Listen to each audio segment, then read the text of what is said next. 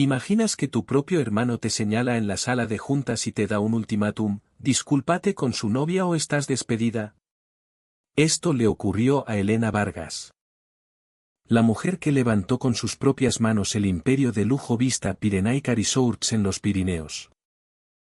En esta historia de drama, traición y venganza, Elena es humillada públicamente por Alejandro, su hermano menor, y Sofía, su ambiciosa novia, delante de toda la directiva. Pero lo que nadie sabe es que su despido activa una cláusula secreta del contrato que ella misma redactó y que cambiará para siempre el destino del imperio familiar. Una trama llena de emociones, codicia, poder y justicia poética donde la sangre no siempre une. Si te gustan las historias de revenge, superación femenina y karma en el mundo empresarial español, este relato te enganchará desde el primer minuto. No te pierdas cómo una mujer fuerte desmantela todo lo que construyó cuando la traicionan los suyos. Elena Vargas miró fijamente a su hermano al otro lado de la mesa de caoba mientras él le exigía disculpas a su novia o el despido inmediato. 5 minutos después salía de la sala con 12 años de trabajo en su maletín y un plan para hacer caer el imperio familiar que ella misma había levantado. Nadie imaginaba que despedirla activaría la cláusula más cara que jamás había redactado en su contrato. Me llamo Elena Vargas y en mis 38 años he aprendido que la sangre no es más espesa que el agua, simplemente cuesta más limpiarla de la alfombra cuando se derrama.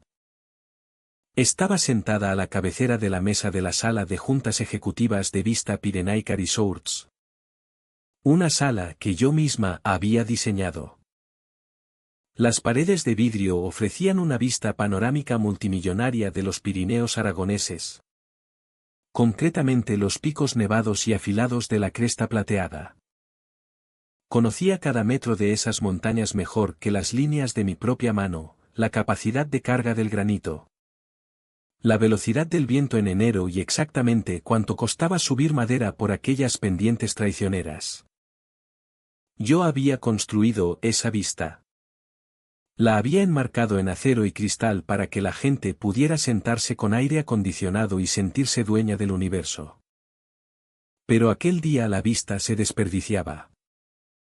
Nadie miraba las montañas. Todos los ojos de la sala estaban clavados en el hombre que estaba de pie al otro extremo de la mesa. Alejandro Vargas. Mi hermano de 32 años y flamante consejero delegado de la empresa que yo había levantado con mi vida adulta. Se inclinaba hacia adelante con los nudillos blancos sobre la madera pulida. Llevaba un traje italiano hecho a medida que costaba más que lo que ganaba en 3 meses todo el personal de mantenimiento. En su muñeca brillaba un reloj Patek Philippe que había cargado a la cuenta de marketing de la empresa con la excusa de relaciones con clientes. El pelo engominado hacia atrás con esa precisión agresiva que grita inseguridad. Discúlpate con Sofía, dijo Alejandro. Con la voz temblando de una rabia que parecía ensayada. Como un actor que se esfuerza demasiado por llegar a la última fila del teatro. Ahora mismo. Discúlpate o estás despedida. No bromeo. Elena. Estás acabada. El silencio que siguió era denso. Olía a café recalentado y al perfume floral demasiado dulce de Sofía. No parpadeé. No me moví.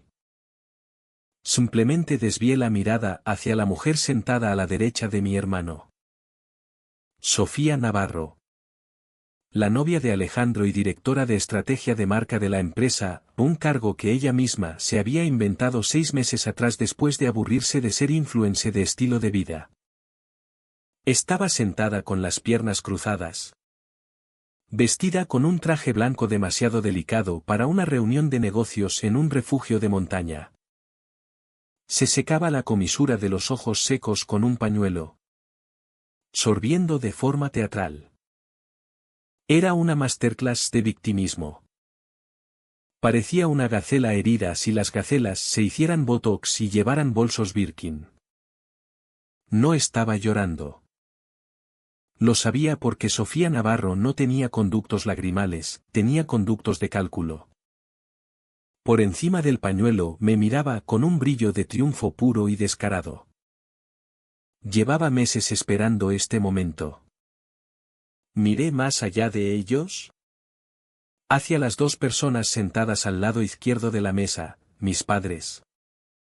Carmen y Roberto Vargas. Los fundadores. Mi madre estudiaba su manicura como si el secreto del universo estuviera escondido en las cutículas. Se negaba a levantar la vista. Ella me había enseñado que el papel de una mujer en esta familia era ser el pegamento. El apoyo silencioso. El motor que hacía funcionar a los hombres. Me había visto trabajar 18 horas al día en obras mientras Alejandro se divertía en 3 universidades distintas. Y lo llamaba, apoyar el camino de tu hermano. Mi padre era peor. Miraba por la ventana. Pero sus ojos estaban vidriosos.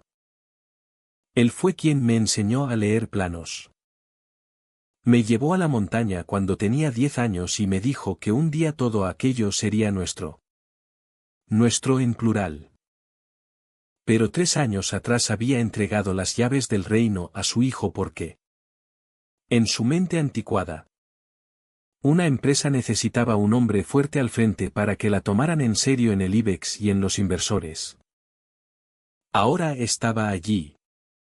Un rey retirado que había cedido su corona a un bufón. Demasiado cobarde para intervenir. La sala estaba llena de otras 12 personas, consejeros. Jefes de departamento. Gente que yo había contratado y formado. Nadie se atrevía a hablar. El ambiente era espeso de miedo. Sabían que esto estaba mal. Sabían que despedir a la directora de desarrollo de proyectos, la única que sabía dónde estaban los cables enterrados, era un suicidio para la empresa. Pero también sabían que Alejandro era volátil, vengativo y controlaba las acciones con derecho a voto.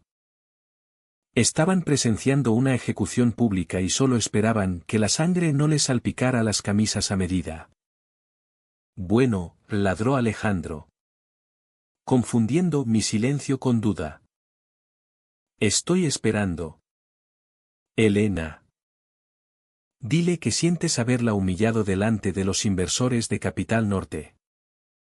Dile que estabas celosa e irracional. Hazlo y quizá te deje conservar el título. Celosa. Esa era la narrativa que habían montado. Que yo, una mujer que había dirigido cuadrillas de 200 hombres en condiciones de ventisca, estaba celosa de una mujer cuya principal aportación a la empresa era proponer cubitos de hielo con purpurina en el bar del lobby. Miré a Alejandro. Recordé cambiarle los pañales. Recordé hacerle los deberes para que no suspendiera historia en cuarto de eso. Recordé cubrirle cuando estrelló la furgoneta de la empresa contra una valla a los 22 años. Toda mi vida había limpiado sus desastres. Había construido un escenario para que él se sintiera alto. Y esta era mi recompensa, un ultimátum público en una sala de cristal. No era solo un ultimátum. Era un ritual. Querían que me arrodillara. Querían romper lo único que me hacía peligrosa para ellos, mi competencia. Si me disculpaba, admitiría que mi criterio profesional estaba por debajo de los sentimientos de Sofía. Quedaría castrada. Me convertiría en otra empleada a la que podían acosar. Sentí el peso del maletín de cuero junto a mi silla. Era pesado. Lleno de la prueba física de mis últimos 12 años. Pero en el bolsillo trasero, detrás de los planos y los informes presupuestarios, había un solo documento, mi contrato de trabajo. El que había renegociado 3 años atrás cuando papá se retiró. El que Alejandro había firmado sin leer porque estaba demasiado ocupado descorchando botellas de champán en su fiesta de coronación. Respiré despacio. Podía oler el café rancio. Podía oír el zumbido del sistema de climatización que yo había instalado en la reforma de 2018. Esto no era una tragedia. Era una oportunidad. Miré a Sofía. Bajó ligeramente el pañuelo, una sonrisa le rozaba los labios. Creía que había ganado. Creía que me estaba viendo morir. Miré a Alejandro. Sacaba pecho. Deseaba que yo gritara. Llorara o suplicara. Quería el drama que justificara su rabia. No le di nada. Está bien, dije. La palabra flotó en el aire. Sencilla y plana. No era una rendición. Era una transacción. La sala pareció inclinarse sobre su eje. Alejandro parpadeó. Con la boca ligeramente abierta. ¿Bien? ¿Te estás disculpando? No, respondí. Con voz calmada y firme.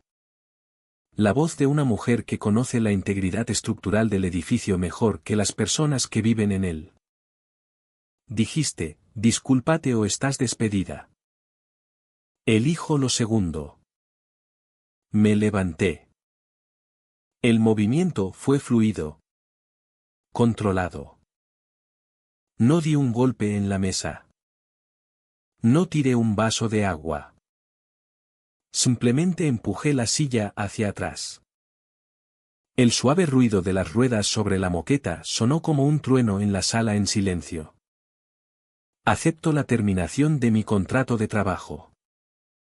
Efectiva inmediatamente. La cara de Alejandro se puso de un rojo moteado. Esto no estaba en el guión. El guión decía que yo suplicaría. El guión decía que me derrumbaría para que él pudiera parecer benevolente dándome una segunda oportunidad después de humillarme. Tú, balbuceó Alejandro. No puedes simplemente marcharte. Estamos en medio de una reunión. Me acabas de despedir. Alejandro, contesté, agachándome para coger el asa del maletín. El cuero se sintió fresco y sólido contra mi palma. Ya no trabajo aquí. Así que no tengo motivo para seguir en esta reunión. Me volví hacia mis padres. Carmen. Roberto. Mi madre levantó por fin la vista. Con los ojos muy abiertos por el pánico. No esperaba que yo llamara a su farol. Esperaba que hiciera lo de siempre, tragarme el orgullo para mantener la paz. Elena. Cariño. No seas impulsiva, susurró. Solo di las palabras. Tu hermano está. Adiós. Carmen. Roberto, dije. No les llamé mamá y papá. No allí. No nunca más. Me di la vuelta y empecé a caminar hacia las puertas dobles de vidrio. Mis tacones resonaban rítmicamente en el suelo. Clic. Clic. Clic. Era el sonido de una cuenta atrás. Si sales por esa puerta, gritó Alejandro a mi espalda. Con la voz quebrada. No pienses que vas a volver. Estás acabada. No te llevas nada. Ni indemnización. Ni carta de recomendación. Nada. Te voy a hundir en este sector. ¿Me oyes? ¿Elena? Me detuve en la puerta. Con la mano en el pomo de acero cepillado. No me giré. Podía imaginarlos perfectamente, Alejandro temblando de rabia impotente. Sofía confusa al ver que su victoria sabía extrañamente a vacío. Los consejeros mirando sus regazos deseando teletransportarse a cualquier otro sitio. Tú elegiste este campo de batalla. Alejandro, pensé sin decirlo en voz alta. Yo solo juego según las reglas que tú firmaste. Empujé la puerta. Alejandro gritó una última vez. Elena. ¿Estás cometiendo un error enorme? Salí al pasillo, la pesada puerta de vidrio se cerró detrás de mí con un golpe suave y decisivo. Cortó el ruido de la sala al instante. El silencio del pasillo me envolvió. Pasé junto al escritorio de la asistente. La joven Jessica levantó la vista sobresaltada por mi salida temprana. ¿Elena? ¿Necesitas? ¿Va todo bien? Me detuve y la miré. Tenía 22 años. Era brillante y entusiasta. Me recordaba a mí misma 15 años atrás. Estoy genial. Jessica, dije. Y por primera vez aquel día sonreí. Era una sonrisa auténtica. De hecho, estoy fantástica. Me voy indefinidamente. Caminé hasta el ascensor y pulsé el botón. Mientras esperaba, miré mi reflejo en las puertas metálicas pulidas. Vi a una mujer de traje gris carbón. ¿De 38 años? ¿Con líneas de cansancio alrededor de los ojos? Pero con una columna de acero. Ajusté la correa del maletín. Dentro de esa bolsa estaban los códigos nucleares, la cláusula número 9. La de cambio de control y despido improcedente. La había redactado yo misma con ayuda del abogado laboralista más feroz de Zaragoza. 3 años atrás estaba enterrada en 40 páginas de jerga jurídica. Decía que si me despedían sin causa documentada y sin un plan de mejora de 90 días, mis acciones no consolidadas, el 12% de la empresa, se acelerarían y consolidarían inmediatamente. No era solo las acciones. Era la protección de palanca mala. Al despedirme delante de testigos sin un proceso de recursos humanos documentado, Alejandro me acababa de entregar un paracaídas dorado del tamaño de Aragón y no lo sabía. Creía que solo estaba echando a su hermana mayor del club. No se daba cuenta de que acababa de quitar la anilla de una granada y metérsela en su propio bolsillo. El ascensor llegó con un alegre din. Entré y pulsé el botón de la planta baja.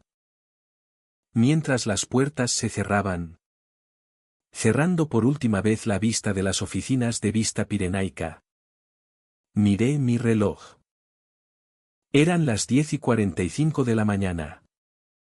12 años, susurré al ascensor vacío. 12 años saltándome cumpleaños. Trabajando en Navidad. Durmiendo en la furgoneta. Discutiendo con ayuntamientos y prácticamente criando a mi hermano. 12 años construyendo un imperio para que mi familia se sentara en tronos y se acabó en 5 minutos. Pero mientras el ascensor descendía suavemente, no sentí el peso aplastante de la pérdida que esperaba. Me sentí más ligera. Sentí la descarga excitante y aterradora de la libertad. Saqué el móvil del bolsillo. Tenía 2 llamadas que hacer. Una a mi abogado, Daniel Ruiz. La otra al jefe de la Inspección Técnica de la Comunidad Autónoma de Aragón. Alejandro quería una guerra. Sofía quería jugar a estratega de marca. Muy bien. Les iba a enseñar lo que era una estrategia de verdad. No iba a quemar solo el puente. Iba a volar los pilares. Desviar el río y salar la tierra donde antes estaba el puente. El ascensor llegó a la planta baja. Salí al vestíbulo. Un vestíbulo que yo había diseñado con vigas de madera recuperada y chimenea de piedra. Era precioso. Era acogedor. Y pronto pertenecería a otra persona.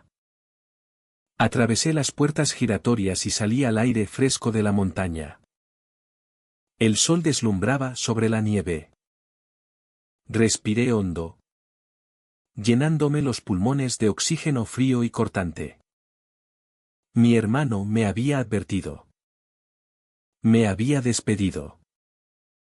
Ahora me tocaba a mí. Mientras caminaba hacia mi coche, con el aire frío de la montaña mordiéndome las mejillas, mi mente no se quedó en el presente. Se fue hacia atrás, arrastrándome a la resaca de los últimos 12 años. Entonces me di cuenta de que no solo me alejaba de un trabajo. Me alejaba de una vida que yo había construido ladrillo a ladrillo mientras los demás solo movían los muebles. Vista Pirenaica Resorts no siempre fue un imperio multimillonario con salas de juntas acristaladas y máquinas de expreso italianas. 12 años atrás era una oficina húmeda de 2 habitaciones en un polígono de las afueras de Huesca. Encajada entre una tintorería en quiebra y una casa de empeños. Allí pasé mis 20. Mientras otras chicas de mi edad salían, viajaban a Europa o descubrían quiénes eran. Yo estaba sentada en un cajón de leche rodeada de mapas topográficos, discutiendo con técnicos urbanísticos sobre redes de alcantarillado. Mi padre, Roberto, era diferente entonces. Tenía hambre. Éramos socios. O eso creía yo. Conducíamos una vieja furgoneta con calefacción que solo funcionaba si golpeabas el salpicadero en el punto exacto. Pasábamos días enteros con el viento cortante, midiendo terrenos que no eran más que roca y matorral. Yo aprendí a leer la montaña. Aprendí dónde se acumularía la nieve, donde el lecho de roca era lo bastante estable para una cimentación y donde el deshielo de primavera convertiría el suelo en un barrizal. Yo era la que estaba en las trincheras.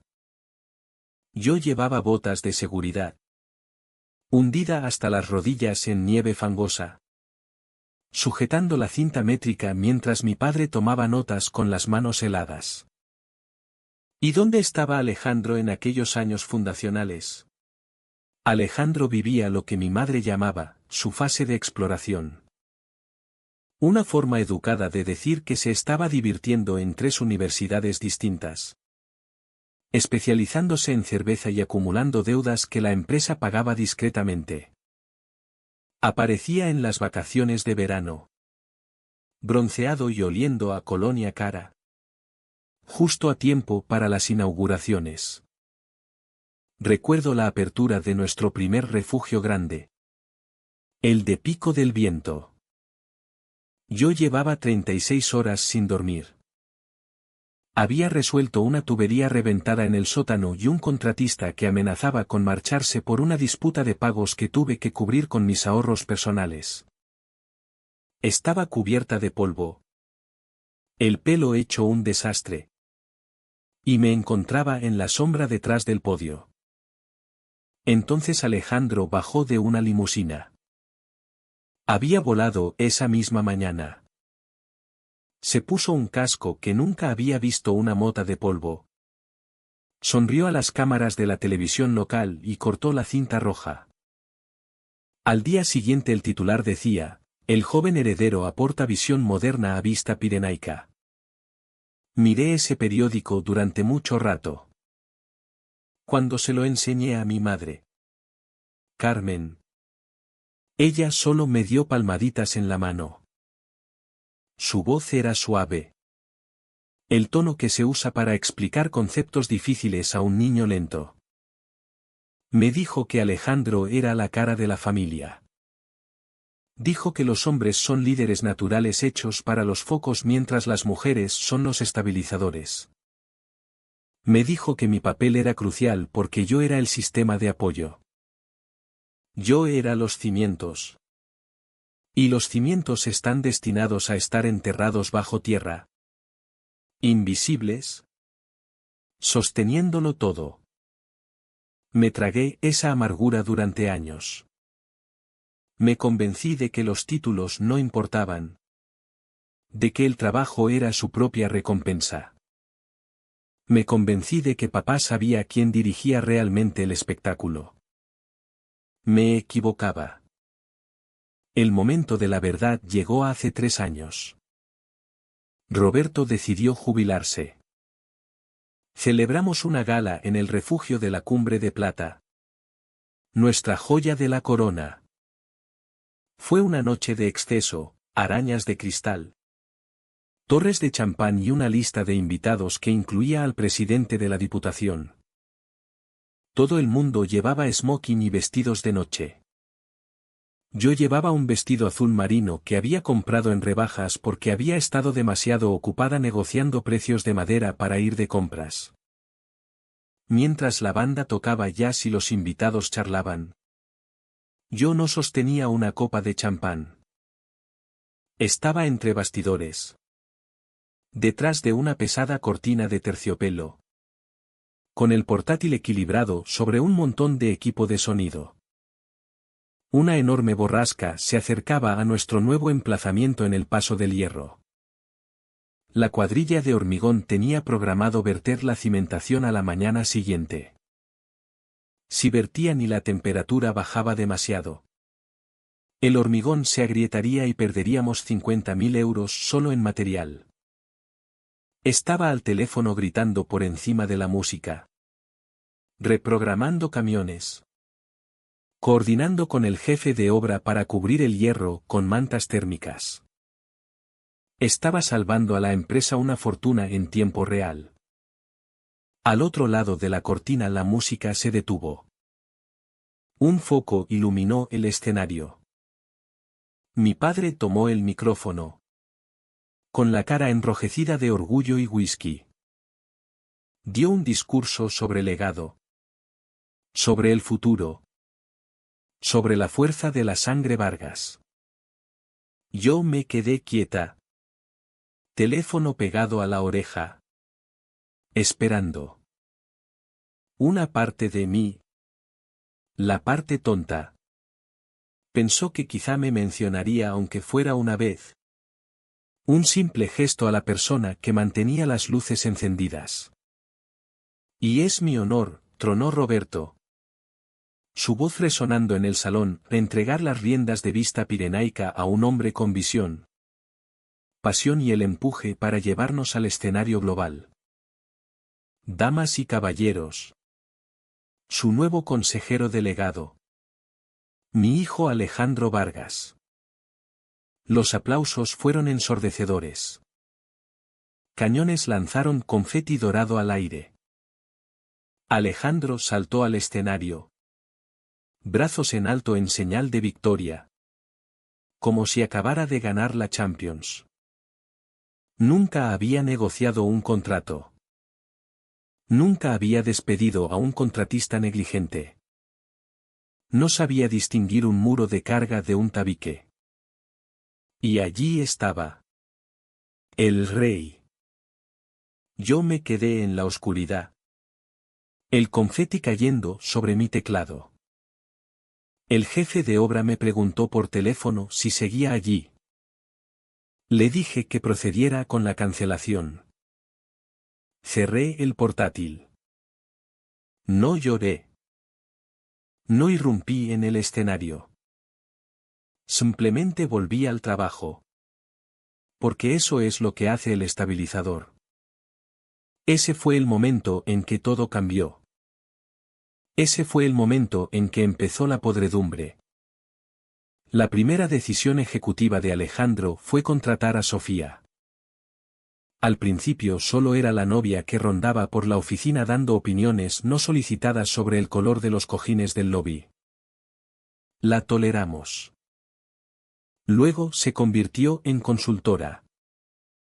Luego, de la noche a la mañana, tenía despacho junto al de Alejandro y un título que sonaba importante pero no significaba absolutamente nada, directora de estrategia de marca. Sofía no entendía de construcción. No entendía de física. Entendía de Instagram. Entendía de lo que quedaba bien con filtro. Empezó a proponer ideas que eran pesadillas de vidrio y acero. Quería tiendas glamping de paredes de vidrio al borde de un acantilado donde soplaban rachas de 80 kilómetros por hora. Quería piscinas infinitas voladas sobre precipicios que harían gritar a cualquier ingeniero estructural. Quería catas de vino al aire libre en pleno enero. Es por la estética. Elena, decía, poniendo los ojos en blanco cuando yo sacaba los códigos de seguridad. La gente paga por la experiencia. Estás tan obsesionada con las normas que no tienes imaginación. Mi trabajo cambió. Ya no desarrollaba proyectos. Impedía desastres. Me convertí en la portera. Bloqueando sus ideas más locas antes de que se convirtieran en demandas o obituarios. Pasaba los días buscando formas de hacer posibles sus fantasías sin matar a los huéspedes. Reforzaba tirantes. Engrosaba cristales. Instalaba sistemas de calefacción ocultos para que las tuberías no reventaran en sus diseños minimalistas. Pero luego la incompetencia se volvió algo más oscuro.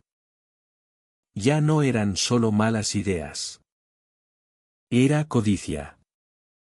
Alejandro y Sofía querían expandirse rápido.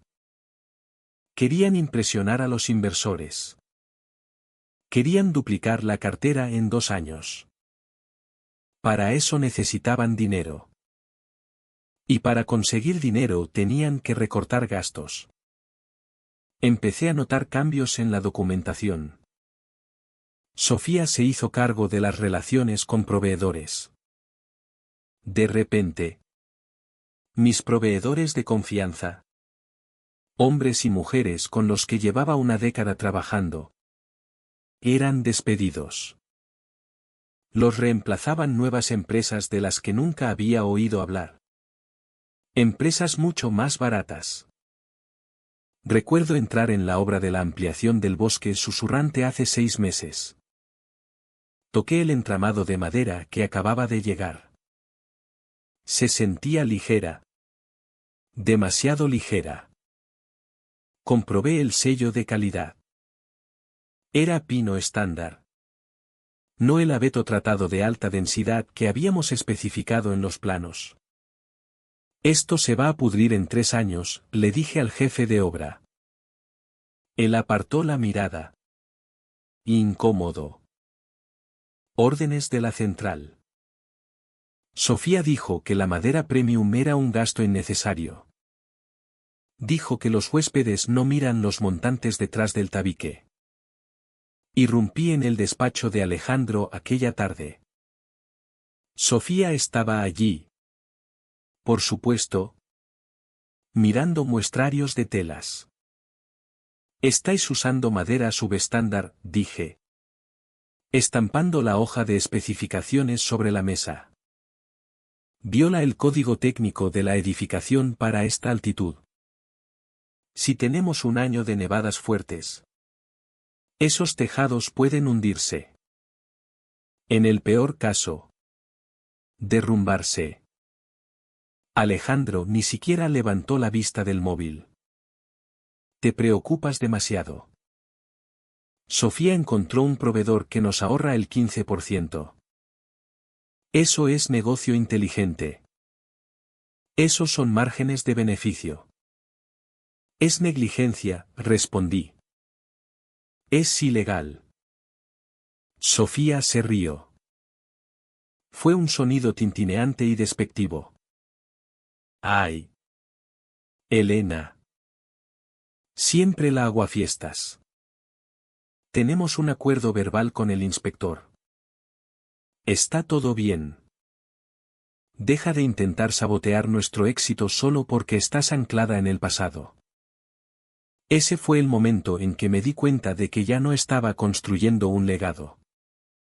Estaba sosteniendo una casa de naipes. Vi cómo recortaban aislamiento. Vi cómo saltaban estudios geotécnicos para ahorrar 2 semanas en el calendario. Vi cómo firmaban contratos con plazos físicamente imposibles de cumplir a menos que agotáramos a las cuadrillas hasta el límite. Me convertí en la arregladora. La limpiadora. Era yo quien iba a escondidas a reforzar los puntos débiles con mi propio presupuesto de contingencia. Era yo quien pagaba en secreto al jefe de obra para que pusiera más hierro. Era yo quien se quedaba hasta las 4 de la mañana recalculando distribuciones de carga para que, cuando, no si, sus materiales baratos fallaran, el edificio se mantuviera en pie el tiempo suficiente para que la gente saliera. Había pasado 12 años construyendo esta montaña para que ellos se sentaran en la cima. Me había roto la espalda cargando las piedras. Y ahora ellos estaban en la cumbre, tirándome guijarros y riéndose de lo pequeña que parecía desde allí arriba. Creían que me quedaba por lealtad. Creían que me quedaba porque era la buena hija que necesitaba su aprobación. No sabían de la carpeta en mi servidor privado. No sabían que durante los últimos 5 años había dejado de discutir y había empezado a documentar cada correo, cada plano revisado, cada factura de empresa fantasma, cada grabación de reuniones donde se reían de las estúpidas normativas. Ya no era solo la constructora. Era la archivera de sus pecados. Mientras conducía alejándome de la oficina, los recuerdos del frío, el barro y el desprecio giraban a mi alrededor. Apreté el volante. La tristeza se desvanecía, reemplazada por una claridad fría y dura. Yo lo había construido todo. Cada viga, cada tornillo, cada contrato. Y ahora iba a demostrar exactamente qué pasa cuando quitas el único muro de carga de toda la estructura. La línea temporal de mi ejecución empezó realmente 72 horas antes del ultimátum en la sala de juntas. Fue un martes por la tarde en una sala de conferencias que olía a ozono y desesperación. Durante una videollamada que se suponía que salvaría a la empresa, pero que acabó sellando mi destino. 3 días antes de que Alejandro me despidiera, Sofía decidió jugar a consejera delegada. Había organizado una presentación con Capital Norte. No era otro grupo de dentistas ricos de Valencia buscando una segunda residencia. Era una firma de capital riesgo de Madrid, de las que compran códigos postales enteros en vez de lotes individuales. Buscaban aparcar capital y Vista Pirenaica había entrado en su radar como el vehículo perfecto. El acuerdo sobre la mesa era enorme. Hablaban de una inyección de capital de más de 40 millones de euros para financiar la ampliación de la Cresta Plateada. La Cresta Plateada era la parcela más bonita, más peligrosa y más logísticamente pesadillesca que teníamos. Era una espina de granito a 3.300 metros. Solo accesible por una carretera de curvas que quedaba intransitable de noviembre a abril.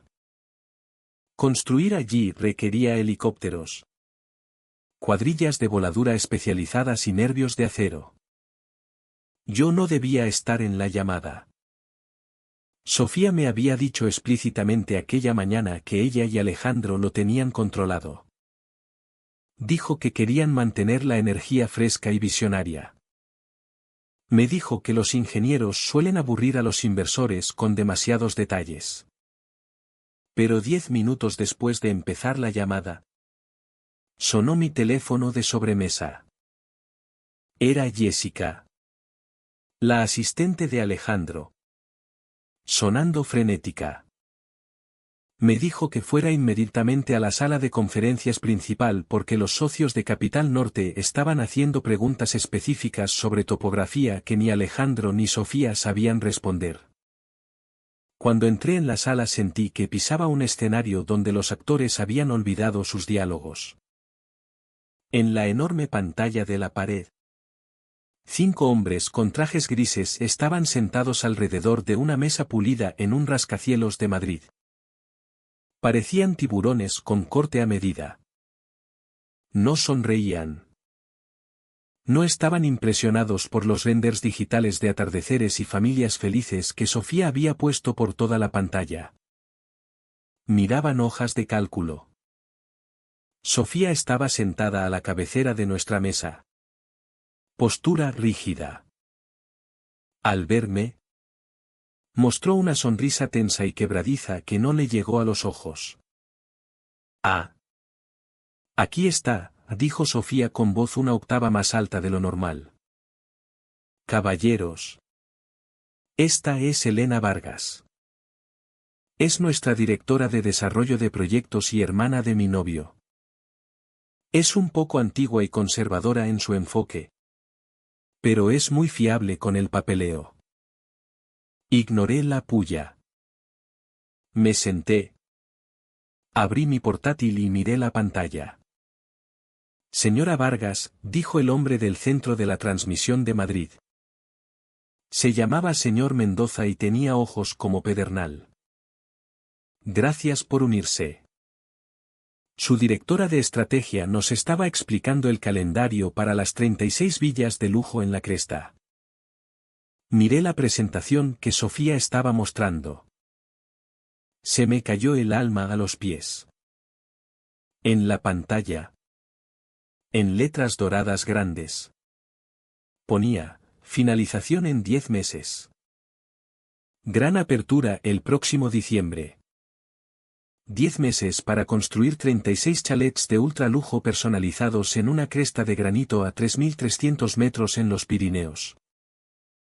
Era físicamente imposible. No era solo optimista, era delirante. Estábamos en febrero. Para abrir en diciembre tendríamos que volar roca, verter cimentaciones, estructurar, techar y terminar interiores en una ventana de tiempo que incluía temporada de deshielo, incendios y el comienzo del siguiente invierno. Estamos muy ilusionados con el calendario agresivo, dijo Sofía, alisándose el pelo. Hemos alineado un nuevo sistema modular prefabricado que reduce el tiempo de construcción a la mitad. Tendremos las llaves en sus manos antes de la primera nevada fuerte. Va a ser el destino de invierno premium del año. El señor Mendoza se inclinó hacia adelante, entrelazando los dedos.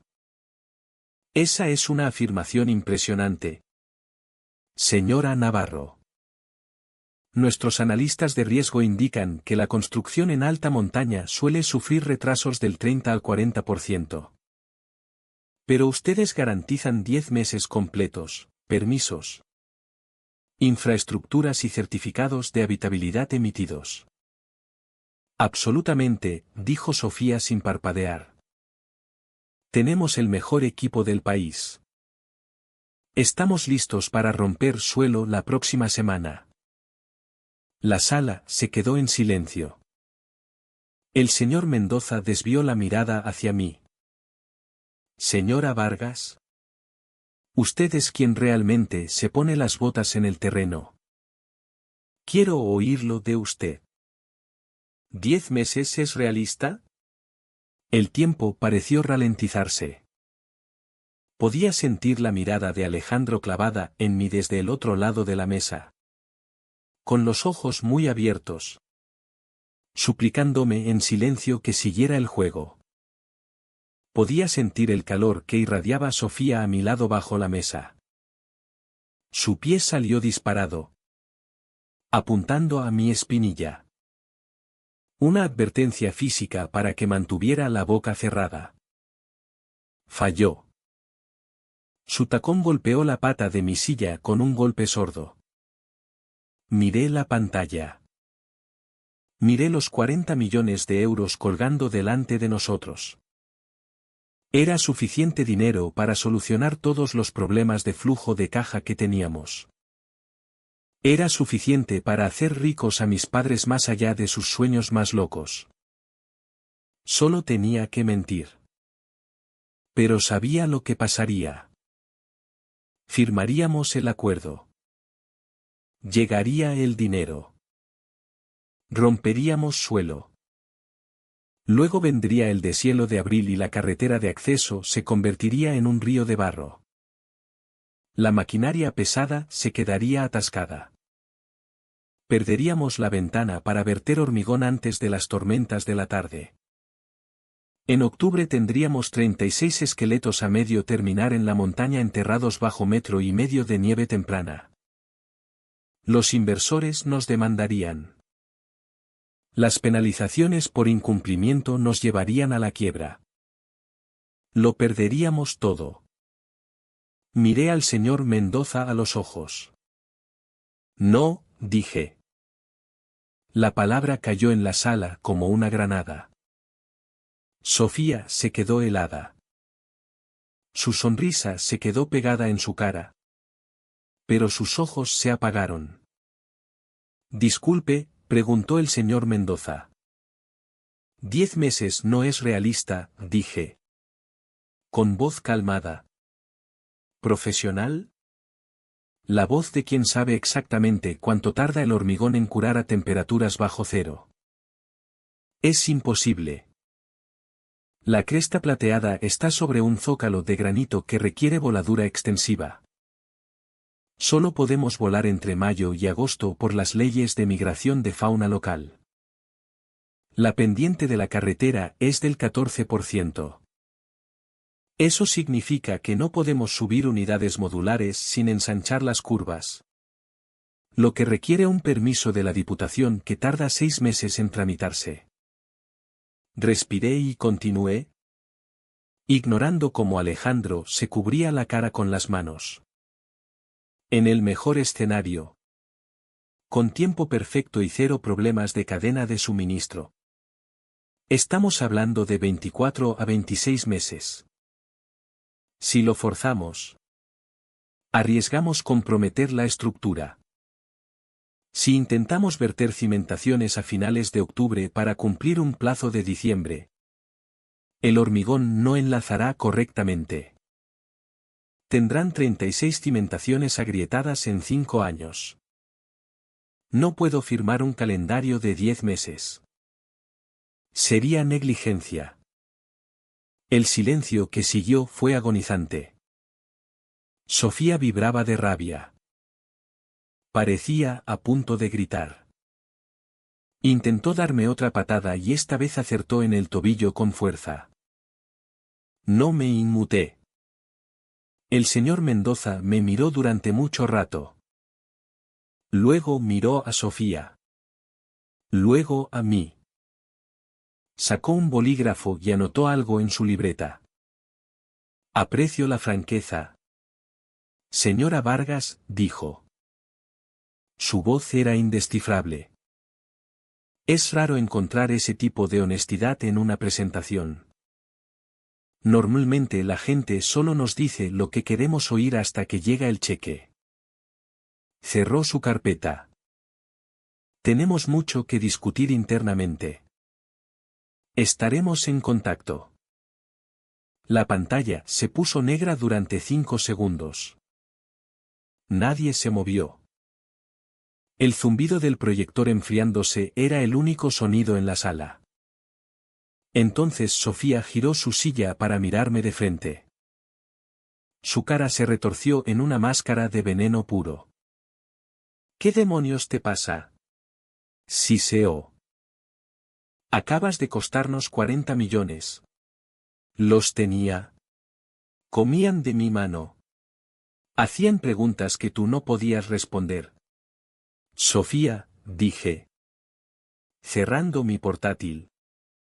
No se puede construir una villa de lujo en 10 meses en esa cresta.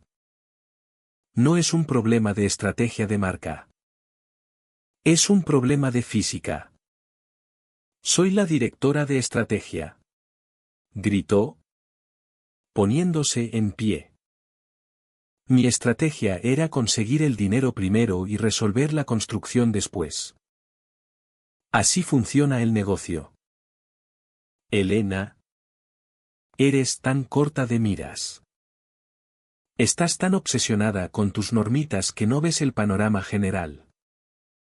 Alejandro por fin levantó la vista. Pálido. Elena. ¿Por qué tenías que ser tan directa? Podrías haber dicho 18 meses. Podrías haberlo suavizado. Les dije la verdad, respondí, levantándome para marcharme. Os salvé de una demanda que habría devorado viva a esta familia. Deberíais darme las gracias. Salí de la sala, dejándolos con su pánico. Pero mientras volvía a mi despacho sabía que no solo había matado un acuerdo. Había humillado a Sofía Navarro delante de un público. La había expuesto no como una visionaria, sino como una farsante que no sabía lo primero del producto que vendía. Y sabía que ella no me lo perdonaría. Volví a mi mesa. Pero no volví al trabajo. Me senté mirando el reloj. Sabía que al final del pasillo Sofía estaba envenenando el oído de Alejandro. Le estaba diciendo que yo estaba celosa.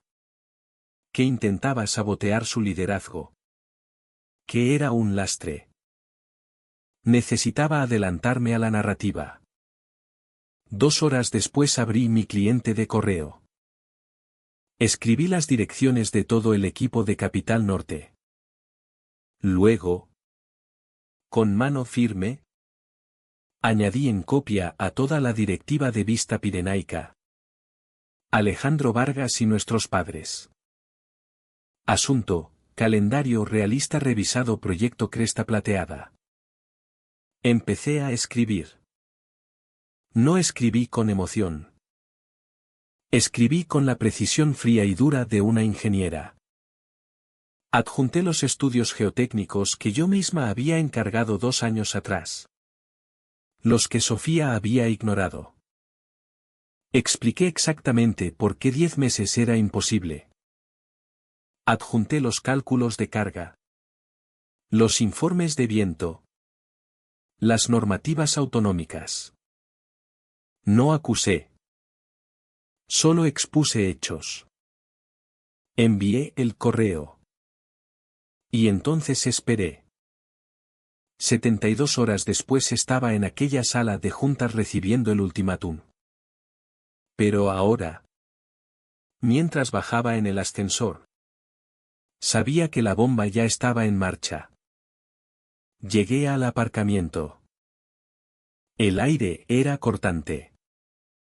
Me senté en el coche y llamé primero a Daniel Ruiz. Elena, contestó al primer tono. ¿Qué ha pasado? Me han despedido. Un segundo de silencio. ¿Improcedente? Delante de 14 testigos. Sin expediente. Sin plan de mejora. Cláusula 9 activada. Daniel soltó un silbido bajo. 12% inmediato. Más la indemnización por despido improcedente. Más la protección de palanca. Les has dejado en pelotas. Elena. No solo eso, dije. Tengo los correos. Tengo las grabaciones. Tengo las facturas de materiales falsos. Todo va a la inspección de trabajo y a la fiscalía esta misma tarde. Daniel se rió suavemente. Eres una bestia. No, respondí. Solo estoy cansada de cargar con sus piedras.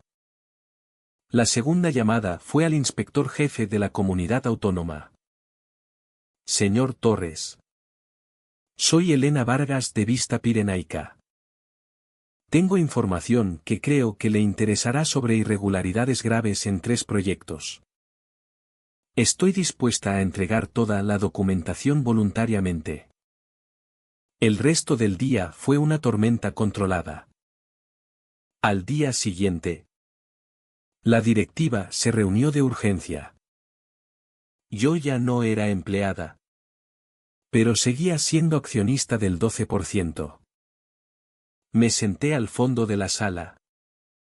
Maletín sobre las rodillas. Mientras Alejandro y Sofía intentaban controlar la narrativa. No pudieron. El señor Mendoza de Capital Norte había reenviado mi correo a toda la directiva. El banco que tenía las hipotecas de los proyectos ya estaba revisando los préstamos. La inspección técnica estaba en camino. Cuando la reunión empezó, la atmósfera era de funeral. Alejandro intentó hablar primero. Le temblaba la voz. Esto es un malentendido. Elena está resentida porque no llegó a terminar.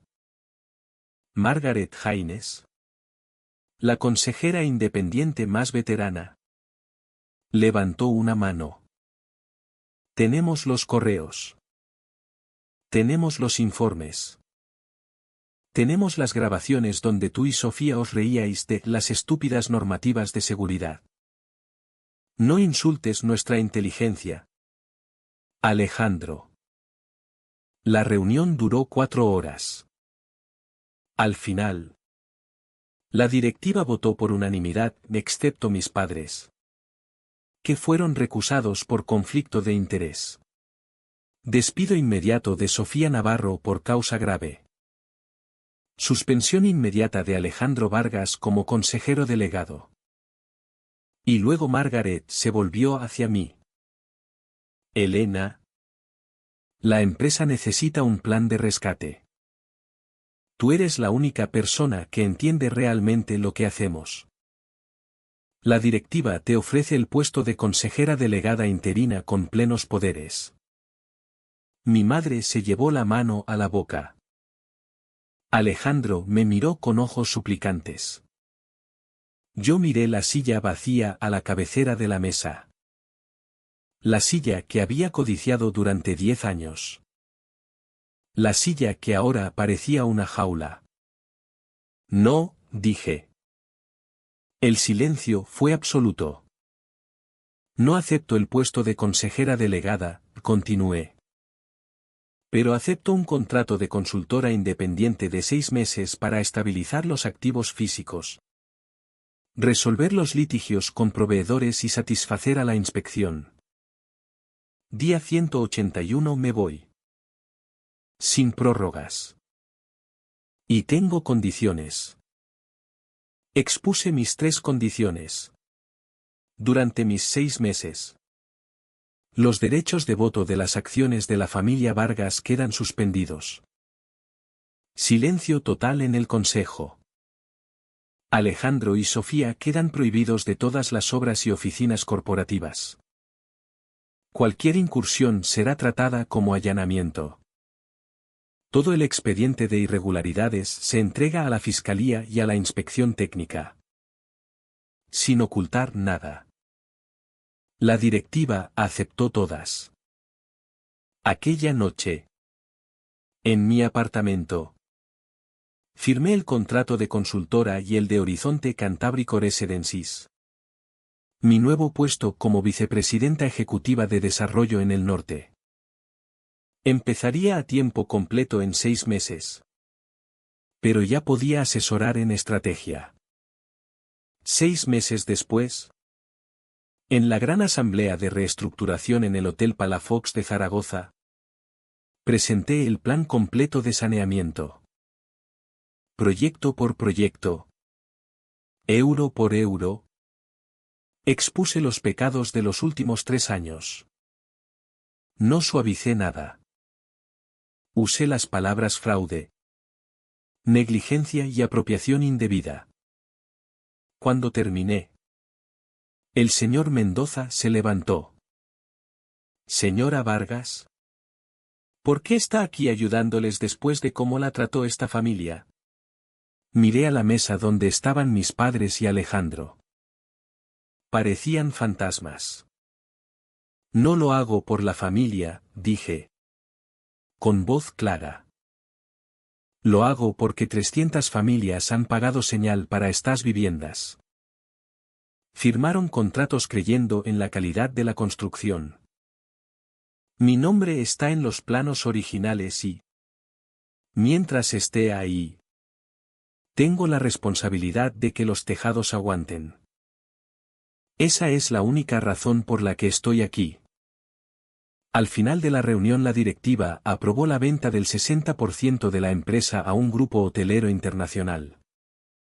La familia Vargas conservaría una participación minoritaria sin derechos de voto ni control operativo.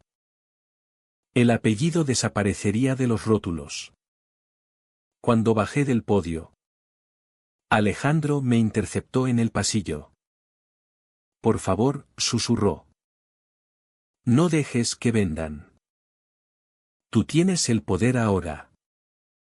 Diles que podemos arreglarlo nosotros. Es el legado de papá. Lo miré. Miré al hombre que 7 días antes me había señalado con el dedo en la cara y me había dicho, discúlpate o estás despedida. El legado no es el nombre en el cartel. Alejandro, respondí suavemente. El legado es cómo tratas a las personas que levantaron los muros. Tú tuviste un legado. Tuviste una hermana que habría muerto por esta empresa. Tú mismo lo vendiste el día que me despediste.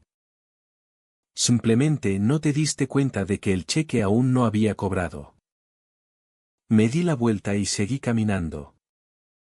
Aquella misma tarde bloqueé el grupo de WhatsApp familiar. Elena. Por favor. Contesta. Estamos en casa. Alejandro está destrozado. Papá no habla. Solo una cena. Eso es todo lo que pedimos. Elena. Lo siento. Lo dije. Ven a casa. Podemos arreglarlo. Te perdonamos por la reunión. Incluso entonces creían que eran ellos los que tenían que perdonar. Pulsé, bloquear grupo. El clic fue suave. No sentí culpa. Sentí oxígeno entrando en mis pulmones. Aquella noche volé a Santander. Al día siguiente empecé a diseñar el nuevo proyecto de Horizonte Cantábrico, chalets de lujo con materiales de verdad. Plazos reales. Seguridad real. Esta vez construía para mí. La historia termina aquí. No con un estruendo, sino con el clic silencioso de un botón y el sonido de una mujer que por fin respira libre.